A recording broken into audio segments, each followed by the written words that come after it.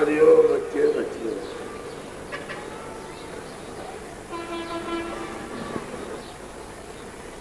जो मालिक का जो अनामी पुरुष का जो महल है,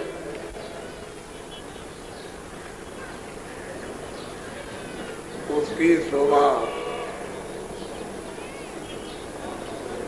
न तो कभी वर्णन में आ सकती है, न कभी उसकी शोभा लिखने में आएगी।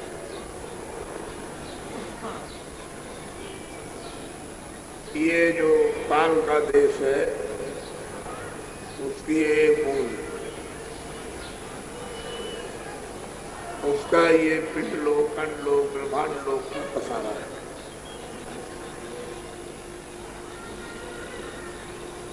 मालिक का जो महल है कितने खरबों मील,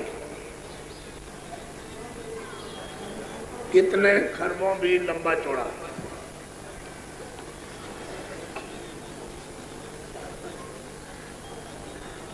इतना मालिक का महल है। उस महल की अभी तक न किसी ने पैमाइश कर पाई, न कोई कर सका। तो बाकी जो मालिक का देश है, वो कितना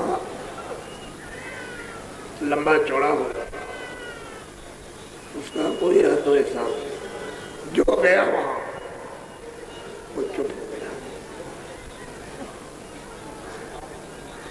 कुछ कह ही नहीं सका। उस मालिक ने ये विस्तार किया और वो सबसे पहले उसी की मौज मर्जी से तीनों बड़े बड़े 80 फीट बुलंदी वाले जो लोग हैं, एक रस उसके नजदीक अलग, उसके नजदीक अलग, अलग के नजदीक सतलोक, ये सारा सतलोक से एक बूंद मिली है, ये सब पसारा है।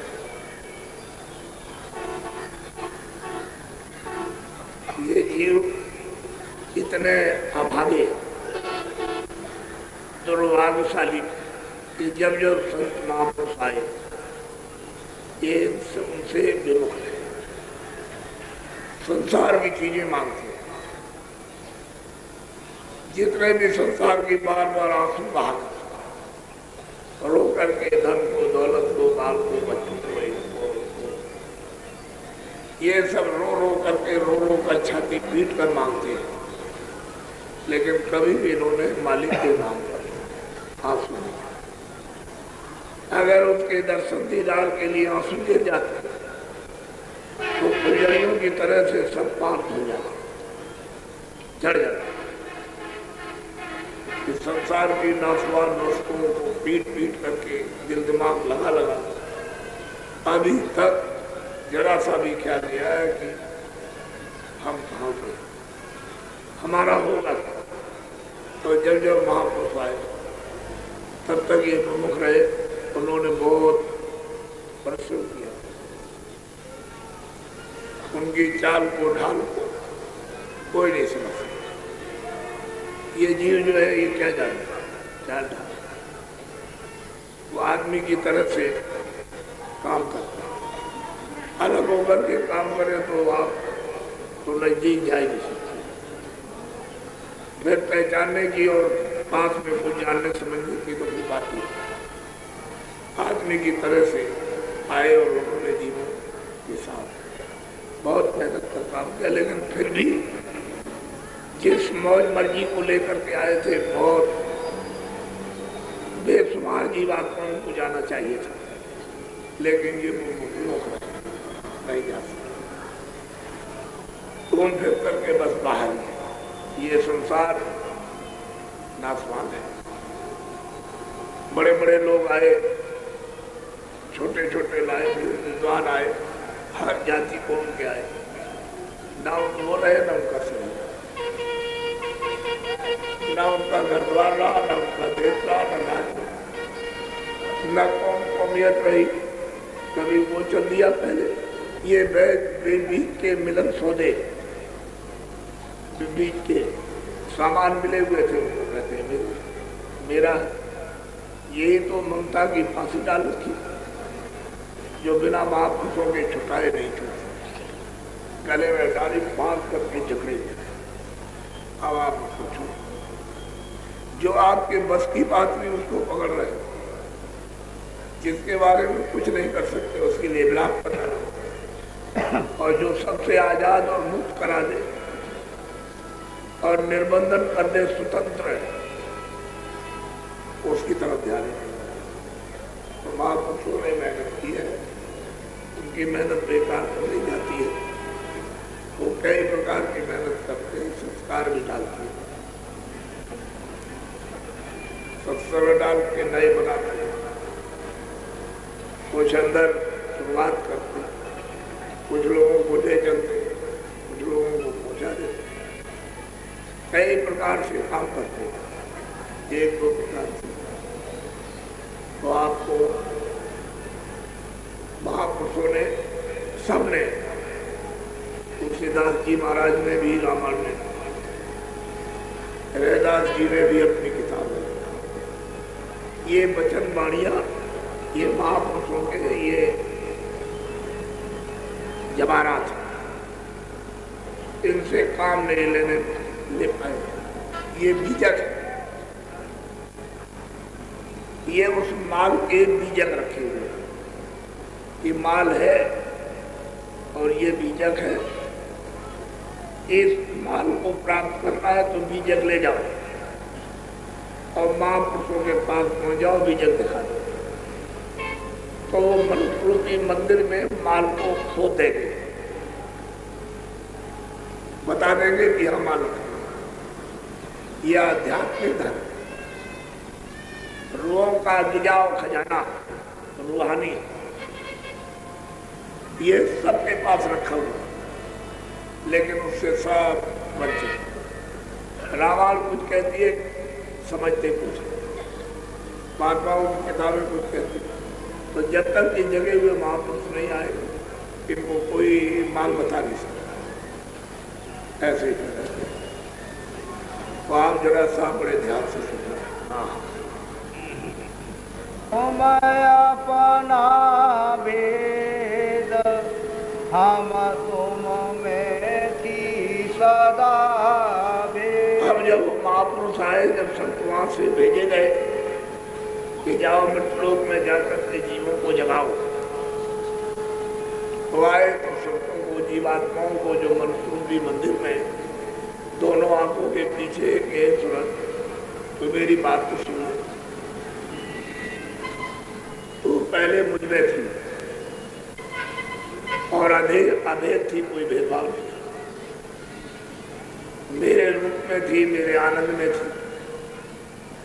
वहां मतलब ये कोई काया कर्म, जन्म मरण, छोटा बड़ा, ऊंच नीच, ये कुछ नहीं, तो मुझ में थी, अभेद थी, मुझ में तुझ में तो कोई भेद था ही नहीं, इसी तरह का। तो अब तो तू सुन ले उसको होशियारी के साथ में। हाँ, ऐसा क्यों हुआ? बोलो। काल करी हम सेवा भारी, सेवा बस होए कुछ न। अब वो कहते हैं, संत कहते हैं, काल को जब मैंने निकाल दिया तो उसने खूब सेवा की, बड़ी भारी तपस्या की, एक चित्त होकर के ध्यान लगा करके, और उसने मालिक का सच्चा भजन किया। जब भारी से भारी उसने सेवा की तो मालिक उसकी सेवा से, तो कहते हैं मैं सेवा से इतना खुश हो गया, मैंने सोचा नहीं, और सेवा से कोई प्रसन्न हो जाए तो कुछ भी दे सकता। ये बात तो सही है। अब उसका उपयोग करो तो उपयोग करो, कुछ भी कर डालो, वो तो अलग चीज है, लेकिन सेवा से बस हो जाता। तो महापुरुष कहते हैं कि भाई सेवा मेरी, मैंने कुछ विचार नहीं किया और सेवा के बस होकर मैंने तुझको सौंपा। उसने वरदान मांगा, मैंने तुमसे कि चल ले जाओ, तुम इनसे रचना करो। तो ये जीवात्माओं का जो भंडार आया रूहों का, उसी से ये रचना तैयार, क्योंकि जीवात्माओं का भंडार अगर न दिया जाता तो कोई रचना होने वाली है ही नहीं। तो सहजल कमल में बैठ करके उन्होंने जो तपस्या की और त्रिपुटी में बैठ करके और पहाड़ ब्रह्म स्थान पर अखंड तप, वो सब ने एक ही तरह का तप किया, उसको सो गए। अब मालिक है सब कुछ, उनके बारे में क्या कहना, वो तो मालिक है, उनकी मौज मर्जी कुछ आगे की होगी, ऐसा नहीं, वो जानते नहीं थे, ऐसी बात है। लेकिन सूरत को समझा बता रहे जिससे ये समझ जाए। बोलो, तुमको मांगा हमसे उसने, सौंप दिया तुम्हें सेवा। कहते हैं कि तुमको मुझसे मांगा, तो तुमको उसने मुझसे मांगा और मैंने सेवा के बस उसको तुम्हें दे दिया। अब ये दे दिया तो उधर से तो लाए थे सतलोक से, तो नीचे महासुर, फिर पार ब्रह्म, फिर नीचे ब्रह्म, वही उन्होंने खड़ा करके और झिल्ली डाली, और बड़े ब्रह्मांड है तो ऐसी झिल्ली डाल दी जिससे कि कुछ पता न चले। जैसे बारीक कपड़ा होता है तो बाहर से दिखाई नहीं देता लेकिन अंदर से दिखाई देता है, इतनी उस रोशनी में बारीक कि उसका कोई अनुमान नहीं होता है। कोई झिल्ली डाल दी तो उसने शब्द स्पर्श रूप रस के झिल्ली डाल, ऐसे बहुत दिनों तक वो पड़ी रही। वो वहां कारण था बाजू झिल्ली के, ऐसे नहीं कहते कि तुमको मुझसे मांग करके ले आया तो एकाएक नहीं, ऐसे सीधे ले आया और यहाँ ले आया, ऐसे तो कोई आ ही नहीं सकता। ऐसे तो उनमें ताकत बहुत है, कुछ नहीं कर सकते। वो भी मालिक के हुक्म के अनुसार वो लोग आए, सारी सूरतें आई नहीं, वो आना नहीं चाहती, मालिक ने आदेश देकर कि तुम चले जाओ।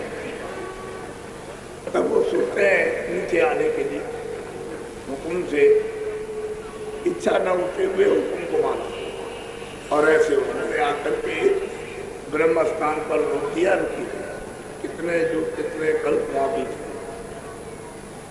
इसी तरह से नीचे उतारा। फिर इन्होंने एक सूक्ष्म बारीक झिल्ली, वो भी पता नहीं चलेगी, उनको प्रकाश ही प्रकाश है, वहां तो कोई अंधेरा है नहीं है, एक झिल्ली डाल दी, शब्द रूप रसगन और मन बुद्धि चित्त, इसका एक उससे थोड़ा सा, यानी ये भी पता नहीं चलेगा उसमें से बारीक खोल डाल दिया। एक कपड़ा कारण हो गया, एक कपड़ा सूक्ष्म हो गया। और जब ये सहदल कमल के नीचे उतारी गई तो फिर उससे थोड़ा मोटा, थोड़ा सा, यानी बहुत, वो भी प्रकाश है वहां, उसका भी इतना पता नहीं चलता लेकिन वहां मालूम होने लगा। तो वहां कौन कौन सा कपड़ा है? 10 इंद्रिया, चतुर्संता, मन बुद्धि चित्त अहंकार 4 और 10 इंद्रिया, 10 4 14, रजोगुण सतोगुण तमोगुण, ये 3 17 हो गए। अब इसमें कहीं स्थूल का नाम निशान नहीं है अभी। अब इनको मालूम हुआ कि मेरे ऊपर कोई कपड़ा पड़ गया, अब पता चला।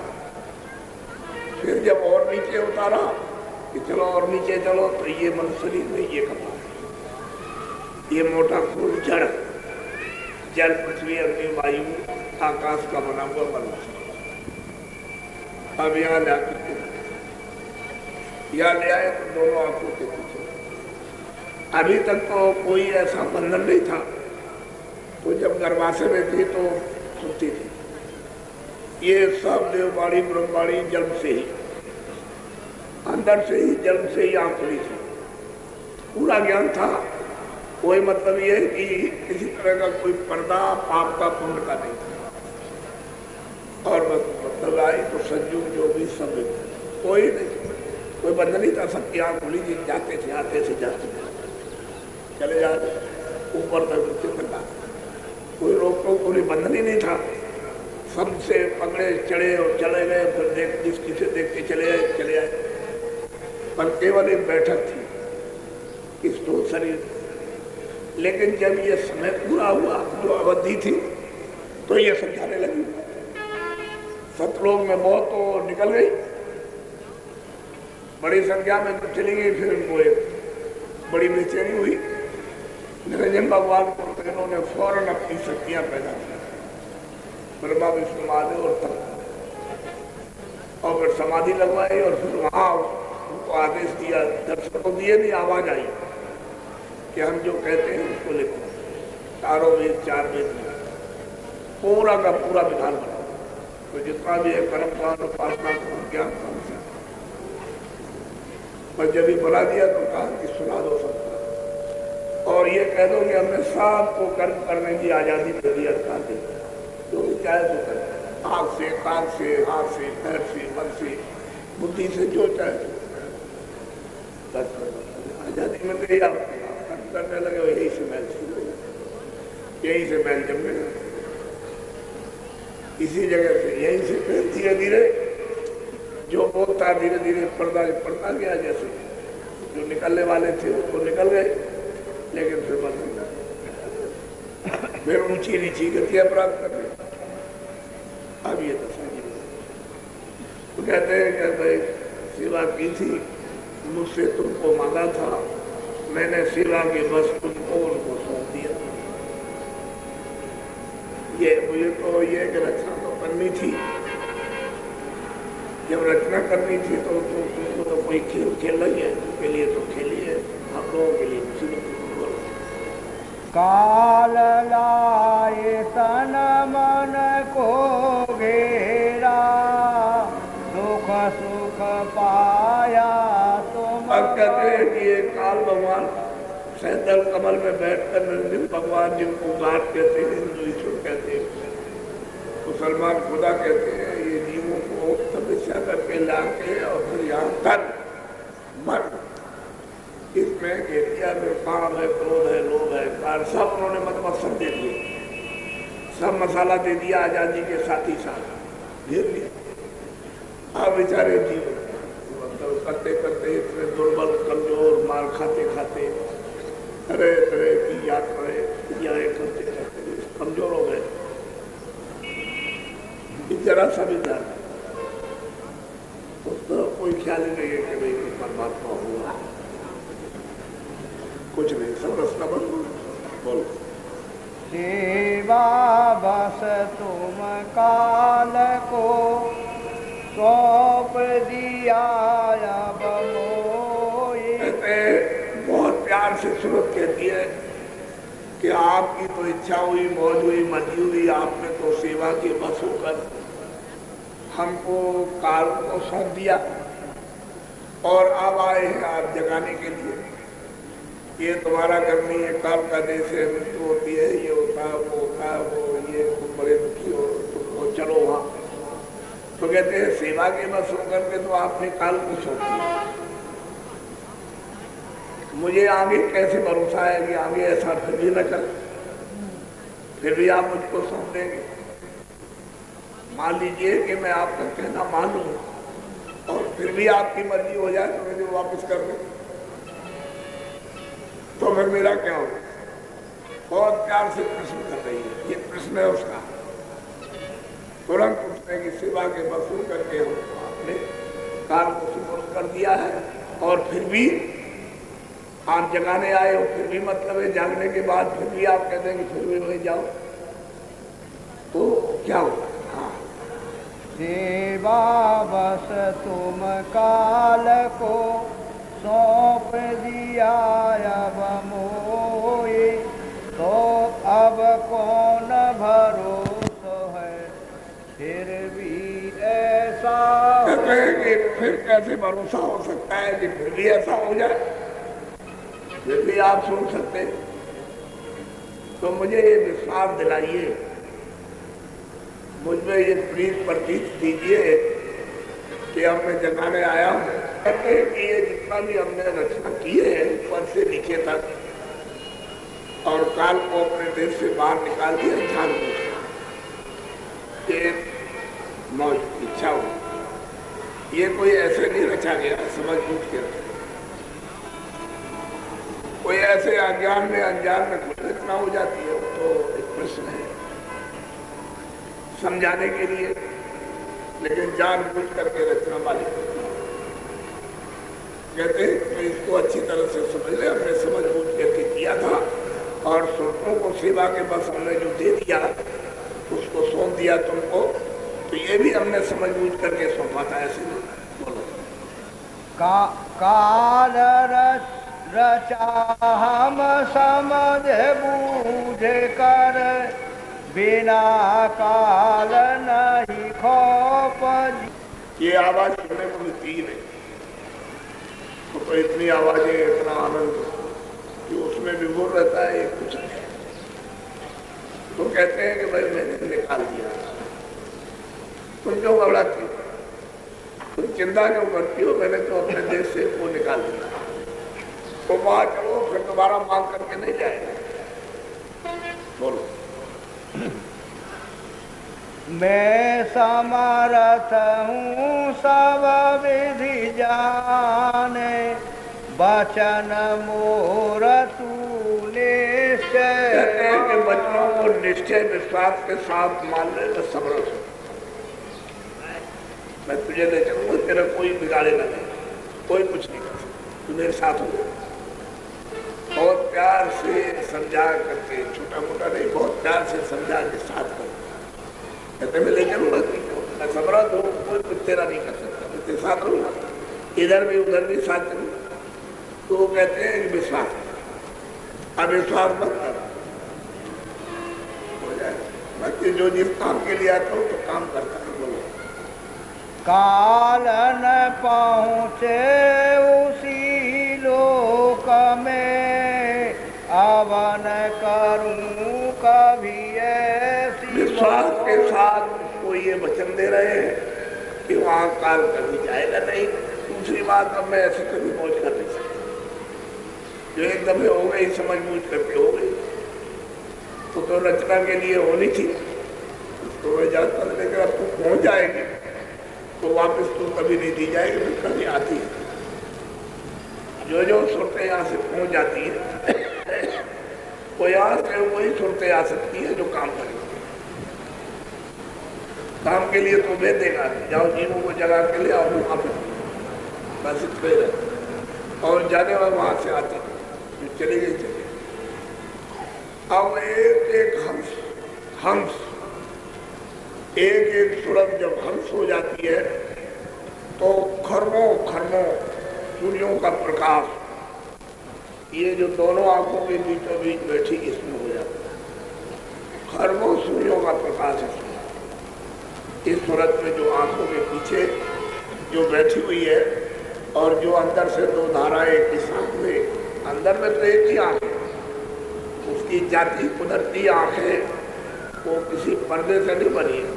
लेकिन बाहर मतलब यह है कि पर्दे में रोशनी फैलती है, दो आंखें दो कान दो, अंदर में तो एक आंख एक कान एक। इतना इतना प्रकाश की सूरत में जो यहाँ बैठी हुई, जो लापता है, इसका पता ही नहीं है, महात्मा उसको बरामद करते और जब ले जाते हैं, इतना उसका स्वयं प्रकाश है। तो बाकी सुरतों का क्या होगा? वहाँ तो रेशे में खचा खच मतलब भरी, वो शोभा है, आनंद है, वो शक्ति है। कहते हैं कि अब ऐसी बोल रही हो, चली चलो, बोलो।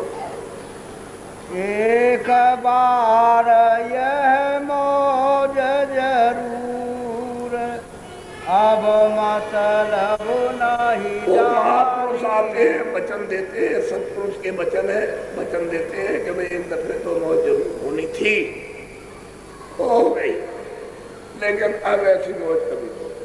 वो वचन दे रहे विश्वास के साथ, कह रहे अब तुम घबरा मत। लेकिन घबराने का क्या सही, तो पहुंच गई है तब पूछ रही है, नहीं पहुंची तो पूछना आता ही क्या। पीछे जीवों के लिए उसने पूछा है कि औरों का भी हित हो जाए, जो पीछे आएंगे उनका भी काम बने। तो पूछती है, कह रहे तुम चलो, अब ऐसी मौज कभी होगी, एक बार तो होना था, रचना करना था, तो हो गई। बोलो। कुशंका अब मत कर चित्त में, चलो देश हमारे रहो तो तुम चिंता मत करो, चित्त में तुम चलो हमारे साथ में, अपने देश में आराम से निर्भय अखंड देश में रहो। वो परिवर्तनशील नहीं है, अस्थायी है, अखंड है। यहाँ ये कोई रोना धोना किसी तरह का ये कुछ न टट्टी, न पेशाब, न मल, न मूत्र, न गंदगी, न कपड़े, न सुबह, न शाम, ये कुछ नहीं, न धूला, न धक्का। और भगवती जो संदेश सुना मन गणन, वाणी विलास, करने धरने का कुछ नहीं, मनोरंजन। अब आध्यात्मिक भी अगर मनोरंजन बना दिया जाए तो फिर जीवात्मा का कल्याण कैसे होगा। तो मनोरंजन के सब पुजारी आशिक, आसनाई तो करनी चाहिए थी आत्मा उसके, लेकिन इंद्रियों की आसनाई भोगों में, इन भोगों पर निछावर। तो आप ये इंद्रियां जो है वो भोगों में और दरवाजे पर बैठ करके कभी आंख पर, कभी कांख पर, कभी जिब्या पर, इंद्री पर बैठ करके मन इसका रसिया हुआ, रस लेने लगा। तो ये तो इसका आदि हो गया, छोड़ता नहीं।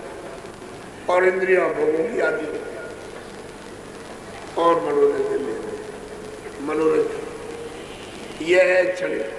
कभी भी आपने नहीं सोचा कि भाई आत्म आनंद भी है, आत्मरंजन भी है, वो तो कभी आपने सोचा। तो ये है सत्संग, ये सच्चा संदेश है। मनुष्य रूपी मकान में जीवात पर बैठी है, उसका गोपनीय राज है। तो ये महापुरुषों द्वारा वैसे मिलता है, सही सही चीज महापुरुषों के द्वारा ही जगे हुए है, उन्हीं से मिलेगी। वैसे इसमें पढ़ने लिखने का कोई काम, तुम चारों वेद पढ़े हो, सब अंग्रेजी पढ़े हो, सब फारसी पढ़े हो, सब ये पढ़े हो, तो विद्या ही अलग, पढ़ने लिखने से अलग, मन से भी अलग। इन सब चीजों से परे आध्यात्मिक विद्या है। तो वहां तो ये अंग्रेजी, हिंदी, उर्दू, संस्कृत हो जाती है। ये तो मतलब वर्णात्मक शब्द है जो जबान से बोला, क्योंकि गुरुपूर्णिमा के 10-12 दिन बाद एक आध दिन आगे पीछे तो साधना का कार्यक्रम होता। तो वैसे तो ये है कि साधना में साधन करने वाले ठोस लोग जो आए तो उसका वही कार्यक्रम रखा जाता है। अब ये तो होली का एक कार्यक्रम था, तो मैंने तो ये आपको बताया था कि सत्संग आपको ऐसा मिलेगा कि जीवन में आपने कभी सोचा नहीं। ऐसी चीज हमको, सही बात है कि आप सही जगह पर पहुंच गए, जिसके लिए तमाम परिश्रम, दान, पुण्य, पूजा पाठ, तमाम तीर्थों में जाना भटकते थे, उनकर सब खगनाए किया, इनकर फल सब खगनाए किया, हरि राम पद पंकज ने। इन सब का ये फल आपको मिला कि सच्चा रास्ता। में आप आए होली पर, थोड़ा आपने कोई नुकसान आपका नहीं, लेकिन यह है कि आपको सही चीज मिली, सच्चा भेद मालिक का आपको मिला। अब आप थोड़ी बहुत निमित्त मात्र कमाई करें, थोड़ी मेहनत, जंगल में एकांत में कहीं भी गए, 5 मिनट 10 मिनट खेत में, कहीं बाग बगीचे में, कहीं बैठ, जितना ही आप अंदर में, तो अंदर बैठा हुआ है, अंदर में बैठोगे, देखोगे, सुनोगे, समझोगे, अंदर में सब कुछ जलवा आपके सामने प्रकट हो। आँख आपके पास है, कान आपके पास है, दरवाजा आपके पास है, जुत्ते भी आपको मिल गई, उसको फेरना है, जैसे पान पत्ते पलटता है ना, ऐसे ही ताकि मतलब है कि पान सड़ ना जाए। अरे भाई जब पलटोगे तो कहीं भूल ना जाओ, तो बराबर पलटते रहोगे तो बस अपनी जगह पर, सही जगह पर बैठ जाओ। नहीं तो फिर ताक में रख दिया तो फिर पीछे कहोगे कि भाई हमारा 5 साल बेकार चला गया, क्योंकि आगे तो कुछ और होने जा रहा, अभी तो इसकी शुरुआत फिर आगे तो आप कहोगे हमने देर कर दी। तो पश्चाताप मत करो, काम से काम होता है।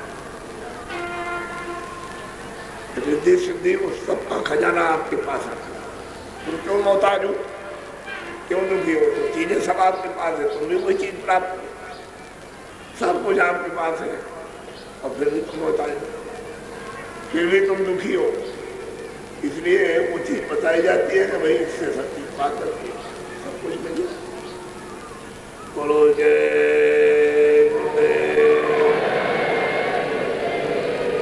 जय गुरुदेव। अभी तो मैं अंदर जाऊंगा और जो जाने वाले हैं, जैसे कोई जाना चाहे जल्दी में, वैसे बहुत तो लोग नहीं जाएंगे, तो मुझे मालूम है, तो पूरा ही सुन के जाएंगे कल का, और कल शायद इतवार है, कल ही जाएंगे। लेकिन जो जल्दी में, तो यहाँ हाल में आप बैठ जाएंगे, उधर जा करके और लौट के आता है। तो आप कहते हैं कि कुछ नए भी रात को आ गए, हो सकता है कि आज भी आ जाए, तो क्योंकि शाम को नामदान देंगे, शाम को देंगे नामदान, कुछ आज भी लोग आ जाएंगे, क्योंकि आज शनिचर